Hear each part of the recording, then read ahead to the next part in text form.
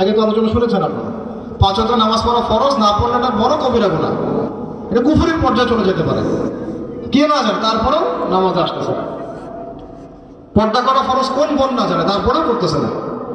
তো জানি যেটা সেটা আমল করি, যেটা জানি সেটা আমল করি। আল্লাহ পাক তৌফিক দান করেন। আমি কটা বললাম? 3টা।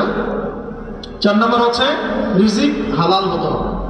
হারাম রিজিকের সাথে কোনো সম্পর্ক রাখা যাবে না। প্রয়োজনে না খেয়ে থাকবো, হারাম খাবো না। প্রয়োজনে ওই দিনটা রোজা রেখে দিব, তাও হারাম খাবো না। আমি খাবো না হারাম, আমার স্ত্রীকে খাইতে দিব না, আমার সন্তানদেরকেও খাইতে দিব না, আমার পিতা মাতাকেও খেতে দেব না। আর আমাদের অনেকের স্বামী হয়তো হারাম ব্যবসা করতেছে, অনেকে দেখা যাচ্ছে যে বাবা মা আগে থেকেই হারাম করার সাথে সম্পৃক্ত। এখন কিভাবে বের করব?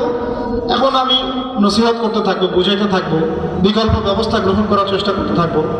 আস্তে আস্তে আমি ওখান থেকে বের হওয়ার ফিকির করতে থাকবো। আল্লাহর কাছে চাইলে পাওয়া যায় ইনশাআল্লাহ। 5 নম্বর হচ্ছে যে পরিবারের মধ্যে আগে দিন কায়েম করবো। কোথায়?